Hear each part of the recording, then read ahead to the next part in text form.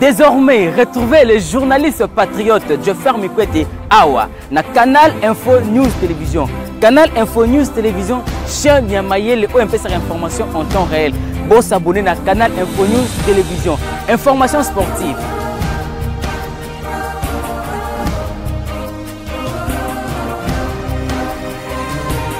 Information politique.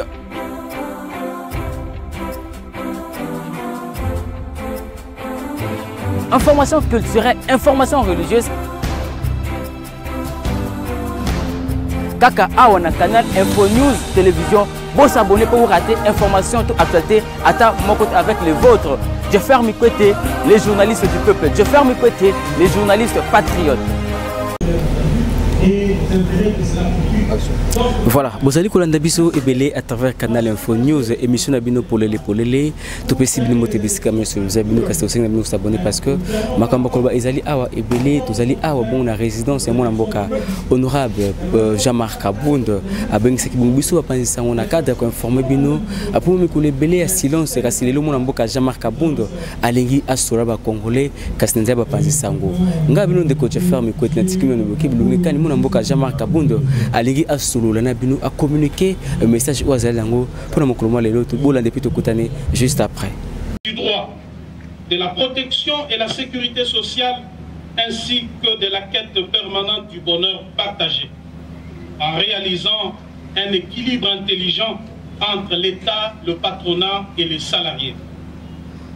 En mettant en œuvre des mécanismes nouveaux de redistribution équitable des richesses du pays et de contrôle des finances publiques tout en luttant contre la corruption, l'impunité, les tribalismes, les trafics d'influence, le clientélisme, les népotismes et les laxismes payants dans la gestion de la chose publique. Nous disons bref les antivaleurs qui caractérisent le système Tshisekedi actuellement. Nous envisageons donc imposer demain l'ordre et la discipline dans ces pays. Aussi, l'Alliance pour le changement s'attellera à moderniser les méthodes de renseignement et de défense nationale pour faire face à la montée de l'insécurité dans la partie est de la République et à travers tout le territoire national. À former des unités d'élite et à renforcer la formation de jeunes aux valeurs citoyennes et au service national obligatoire. À réformer les systèmes de l'éducation et des institutions publiques sociales, à propulser l'agriculture, la pêche et l'élevage pour renforcer notre capacité d'autosuffisance alimentaire, à construire et à réhabiliter les infrastructures sociales de base, à promouvoir l'entrepreneuriat local en vue de booster l'émergence des petites et moyennes entreprises pour mener le pays vers l'industrialisation, à promouvoir le tourisme et l'art, à engager une diplomatie pragmatique de puissance et d'action, à réformer radicalement la justice et l'administration publique. Mesdames et messieurs, voilà en gros en quoi consiste notre vision. Néanmoins, nous sommes tenus de vous informer que jusqu'ici, le régime en place ne nous a pas encore délivré l'arrêté d'enregistrement pour nous permettre de fonctionner, alors que nous avons introduit la demande d'enregistrement de notre formation politique depuis le 14 juin 2022 au cabinet du vice-premier ministre, ministre de l'Intérieur. Il faut souligner qu'après examen du dossier, ces services l'ont déclaré conforme à la loi numéro 04/002 du 15 mars 2004, portant organisation et fonctionnement des partis politiques, et c'est depuis le 15 juin 2022, date à laquelle le récépissé de conformité nous a été délivré par les 10 services. Sur ces refus d'enregistrer notre parti, nous avons décidé de fonctionner désormais conformément aux dispositions pertinentes de l'article 14 de la loi sus-évoquée. Je cite: si à l'expiration du délai de 30 jours, ouvrable après les dépôts, le ministre est en défaut de décider, le parti politique est considéré comme enregistré. le ministre est tenu de lui délivrer un arrêté d'enregistrement dans les délais de 15 jours. À défaut, le récépissé du dépôt tient lieu d'enregistrement. Fin de citation.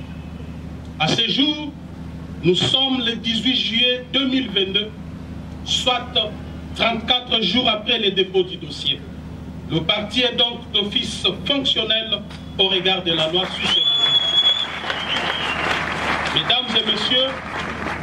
Mesdames et messieurs de la presse, l'organisation des élections périodiques, démocratiques, libres et transparentes est un gage d'une véritable démocratie car elle respire avec des élections périodiques.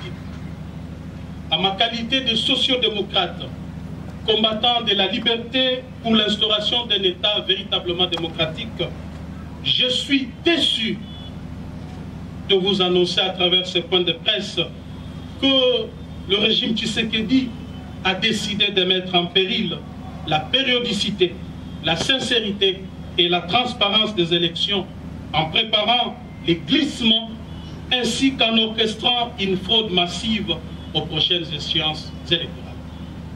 Le plan consiste en la création de plusieurs partis politiques mallettes dans l'entourage du président Félix Tshisekedi par les membres de sa famille et de ses amis, avec espoir de se voir distribuer des sièges à l'Assemblée nationale et dans des assemblées provinciales. Ces plans funestes, dont se vante avec fierté et assurance d'ores et déjà les précités, visent à s'attribuer par des mécanismes frauduleux, vous vous en doutez, 300 sièges à la Chambre basse et laisser 200 pour les autres formations politiques. J'avais eu le courage en son temps de m'en prendre vertement à certains dans l'entourage du président Félix Tshisekedi pour dénoncer ces plans qui ne cadrent ni avec la vision, ni avec l'idéal pour lequel nous nous étions bâtis près de 4 décennies. J'avais également discuté plusieurs fois avec le président Félix Tshisekedi quant à ces plans, tout en lui rappelant l'épisode noir du carton jaune du 19 décembre 2016. Marche organisée par feu le docteur Etienne Tshisekedi afin d'exiger la tenue des élections dans les délais constitutionnels où Félix Tshisekedi et moi-même étions dans la rue. Ces jours-là, nous avions assisté à un carnage où plusieurs jeunes avaient péri la vie et le soir du même jour, le siège de l'UDPS avait été plastiqué et 7 personnes y périrent calcinées. Cet épisode sombre de notre histoire commune traduisait non seulement notre engagement à l'instauration d'un État véritablement démocratique, fondé sur les valeurs qui sous-tendent toute société moderne, mais aussi le caractère cosmogonique de notre combat au regard du nombre de victimes enregistrées dans nos rangs, que nous considérons à juste titre comme des martyrs de la démocratie. Et j'avais dit au président Tshisekedi qu'il n'est pas organisé des élections libres, démocratiques et transparentes dans les délais constitutionnels, en dépit du bilan largement négatif, trahirait notre idéal de combat, détruirait le mythe d'Etienne Tshisekedi et cacherait sur la mémoire de nos martyrs. Eu égard à tout ce qui précède, mes chers amis, vous allez constater avec moi que les divergences de vues et persistantes étaient des tailles entre moi et le président Félix Tshisekedi. C'est comme ça qu'en ce jour, devant vous, je lance un appel au peuple congolais, à tous ceux qui avaient cru dans le combat d'Etienne Tshisekedi, de se mobiliser pour barrer la route à ces régimes des irresponsables jouisseurs qui se définissent comme antithèse du tshisekédisme. Ne pas les faire à pour risque de pérenniser la souffrance et le maintien de la République dans le sous-développement avec péril de plonger le pays dans une guerre civile inutile. M. Tshisekedi doit désormais savoir que cette manœuvre ne passera pas. et je m'engage personnellement à affronter aux côtés du peuple cette machination. Parce que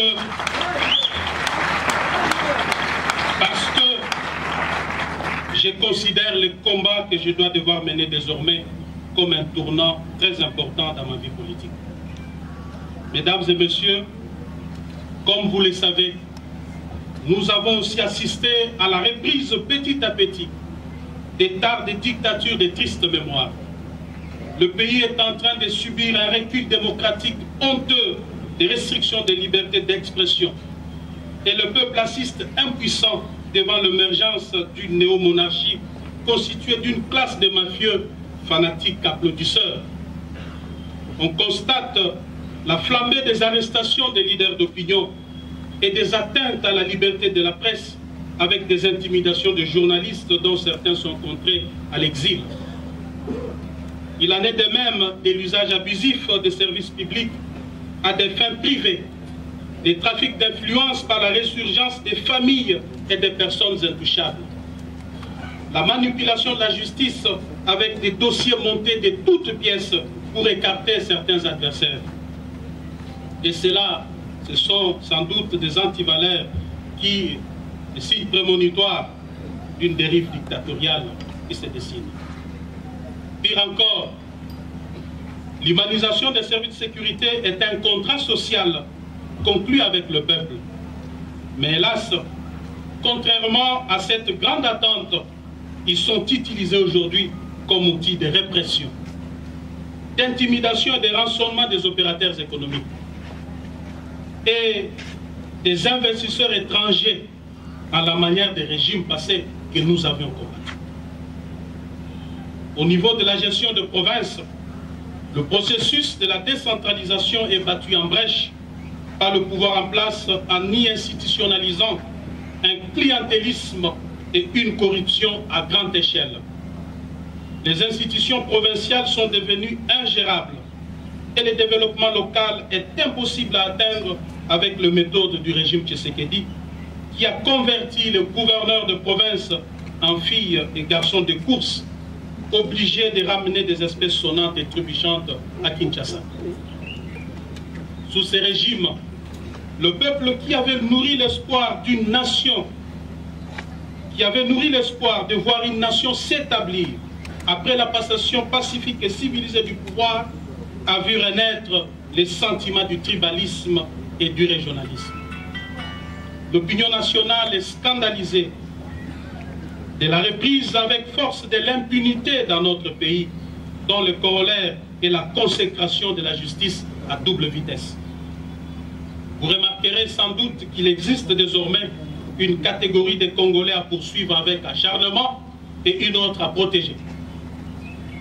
Au regard de la situation chaotique dans laquelle est plongé notre pays par ce régime, il y a lieu, je suis convaincu, je suis plus que convaincu, que la page Félix Tshisekedi est désormais tournée.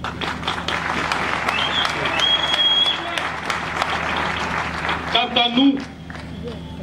à nous, notre responsabilité première sera celle de mobiliser le peuple souverain en vue de mettre fin à cette prédation qui s'est installée dans les institutions du pays. Il est temps de sauver le bateau Congo avant qu'il ne chavire complètement avec son commandant de bord qui les fait naviguer sans boussole ni repère.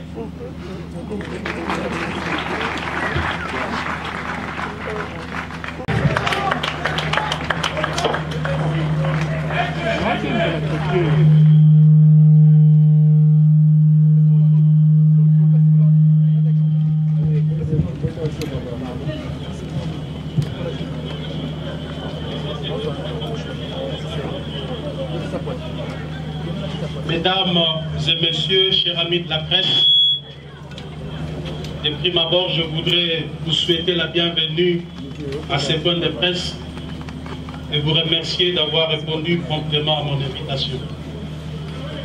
Chers chevaliers de micro et de la plume, après un si long moment de silence et de méditation, à la suite d'une série de turbulences émaillées d'actes de sabotage, d'humiliation, d'ingratitude et même des calomnies subies en début de cette année, j'ai décidé ce jour de vous convier en vue d'annoncer à l'opinion tant nationale qu'internationale que j'ai initié une formation politique ensemble avec d'autres Congolaises et Congolais que nous avons transformé en parti politique. Il s'agit bien du parti Alliance pour le changement, assez en sigle. Un parti de gauche qui prône la social-démocratie et qui a comme devise liberté, égalité et justice. Le parti AC fera sans nul doute l'opposition au régime Félix Tshisekedi. Et pourquoi nous le ferons? C'est exactement pour deux raisons. Premièrement, d'une part, nous avons constaté l'absence d'une vision claire et d'un leadership convaincant dans le chef du président Félix Tshisekedi, et d'autre part, l'incompétence notoire et la mégestion institutionnalisée caractérisée par l'insouciance, l'irresponsabilité, la jouissance et la prédation au sommet de l'État.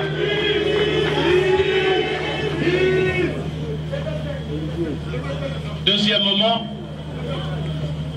le parti AC se veut une proposition d'une nouvelle offre politique que nous considérons comme alternative crédible à l'échec du régime Tshisekedi. Mesdames et messieurs, s'agissant de l'absence d'une vision claire et d'un leadership convaincant dans le chef du président Félix Tshisekedi, il est important de rappeler qu'en tant qu'acteurs, nous avons cru, comme beaucoup d'entre vous, que le parti de la gauche congolaise, fondé au prix de tant d'efforts et d'abnégation, sous la conduite du redoutable Etienne Tshisekedi Wamulumba, d'heureuse mémoire, et dont nous sommes incontestablement l'héritier idéologique, tiendrait son rôle d'opérer le changement profond en vue de bâtir un État pour sortir le peuple congolais de l'extrême pauvreté. Nous avons essayé en vain de rappeler à l'ordre jour et nuit celui avec qui nous avons pensé incarner la dite vision qui consiste en une gestion qui consiste à l'amélioration des conditions sociales de nos populations à travers une gestion orthodoxe de la chose publique, d'où la célèbre phrase « le peuple d'abord ». Hélas, à l'absence d'une vision claire dans le chef du président Félix Tshisekedi, pour faire décoller le Congo, nous assistons malheureusement à des tâtonnements et des essais-erreurs dans tous les domaines de la vie nationale. Aucun projet concret n'a été finalisé alors que les caisses de l'État saignent jour et nuit, en contradiction des principes sacro-saints et inviolables qui caractérisaient notre orientation politique en matière de gestion de la chose publique, dont le socle est la bonne gouvernance et la redevabilité. Les promesses irréalisables sont considérées désormais comme mode de gestion. Le mensonge, la manipulation comme vision de gouvernance, les détournements des deniers publics et la corruption comme mode d'exécution de projets. Tous les échecs constatés sont la faute des autres. Une véritable fuite en avant et un mensonge d'État. Le Parlement de la République, temple de la démocratie, est désacralisé et devient le lieu à travers lequel le peuple assiste, contre sa volonté, à des scènes de règlement des comptes, des traitements de sujets sans pertinence aucune et celle des théâtres de clowns politiques. Près de 4 ans plus tard, le système Tshisekedi est incapable de mobiliser les recettes à la dimension du Grand Congo et à l'immensité de ses ressources et richesses. En revanche, Force est de constater que l'appareil de l'État se détériore et est devenu de plus en plus un club d'amis où les apprentis sorciers de tous bords exercent leur premier stage au sommet de l'État. Le peuple congolais fait au quotidien face à la montée vertigineuse des prix des denrées de première nécessité qui ont atteint leur instabilité sans précédent, alors que le gouvernement publie des statistiques de foi erronées et manipulées, vantées jour et nuit, ne reflétant aucune réalité des terrains. Quoi de plus ahurissant que de constater que le peuple qui constitue le fondement de la démocratie sociale a été volé par l'État sous la coordination des services de la première institution de la République à travers le dossier RAM. Cette escroquerie d'État s'est déroulée au grand jour.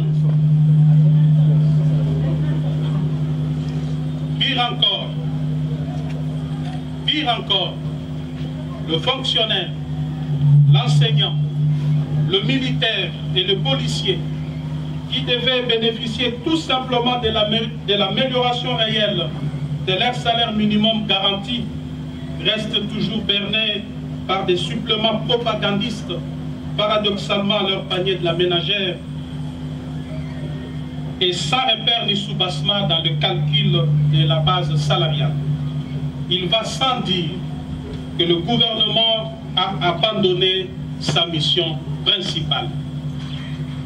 Le peuple est désormais face aux dirigeants irresponsables. L'absence des mesures rationnelles d'encadrement de la gratuité de l'enseignement, fondamentale bien entendu, fait chuter la qualité de l'éducation nationale alors que l'accès aux soins de santé primaire de la population devient un cauchemar sous le régime des jouisseurs. Mesdames et messieurs, nous avons à son temps demandé la réduction du train de vie des animateurs des institutions. Cette réduction cadre avec la vision socialiste qui devrait guider toute action politique d'un régime dirigé par, entre guillemets, un tshisekidiste. Mais hélas, on a vu par contre la mise en place d'un système corrompu de kamikazes en enrichissement illicite, pillage et détournement des deniers publics. L'absence du leadership politique responsable au sommet de l'État a exposé le pays à une diplomatie de complexe et de complaisance sans anticipation aucune. Des multiples voyages diplomatiques n'ont réussi à convaincre aucun chef d'État et de gouvernement en faveur des différentes causes de notre pays. La situation d'insécurité à l'est du pays, dont les ennemis sont connus et que nous avions eu l'occasion de dénoncer les dangereux rapprochements en son temps, est la preuve éloquente que les déficits du leadership et des capacités à prendre des décisions fermes et courageuses en interne et vis-à-vis de ceux qui nous menacent pour apporter le soulagement à nos populations de l'Est tant meurtri et démontré. Les désastres qui prévoient actuellement dans la partie est de notre pays, plus principalement dans la province du Nord Kivu et de l'Ituri, relèvent de la responsabilité première du chef de l'État et de son gouvernement. Il s'agit de rappeler que les dirigeants actuels n'ont entrepris aucune réforme de notre système de défense et de sécurité. Pire encore, les militaires et les policiers vivent dans des conditions exécrables. Depuis que M. Félix Tshisekedi est au pouvoir, vous vous en doutez, il n'a jamais songé à doter ne serait-ce que l'uniforme aux militaires et policiers. Si tel est le cas, que dirions-nous alors des armes et des munitions qui sont indispensables pour toute campagne militaire afin de protéger la population? Dans ces conditions, il est clairement établi que le système en place expose la République, le peuple congolais, ainsi que ses ressources naturelles. Quant à nous, nous visons l'amélioration des conditions de vie de nos populations à travers une classe moyenne. Mesdames et messieurs, au regard de ces tableaux sécuritaires sombres, il est clair que M. Félix Tshisekedi, aujourd'hui, doit être considéré comme un danger au sommet de l'État.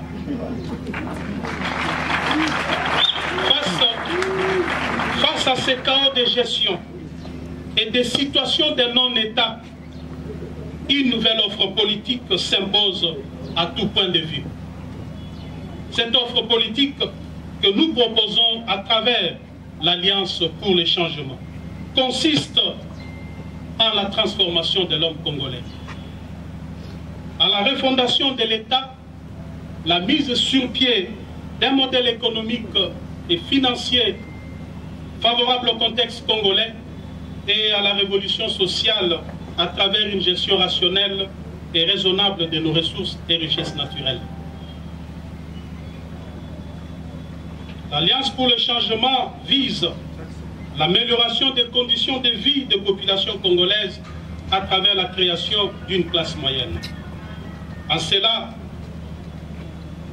elle se veut le champion de la pratique de l'équité, de la justice, et dire que ces partis, ces classes dans l'opposition contre les régimes Tshisekedi, Ricochet UDPS, qui a lamentablement échoué dans le contrat social que nous étions engagés à accomplir avec le peuple. Donc c'est fini, il n'y a plus rien à espérer là-dessus. Désormais, retrouvez les journalistes patriotes Jeffer Mikwete Awa na Canal Info News Télévision. Canal Info News Télévision, chien Niamaye, le OMP sur information en temps réel.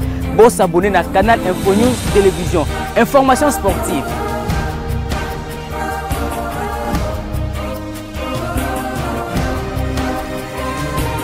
Information politique.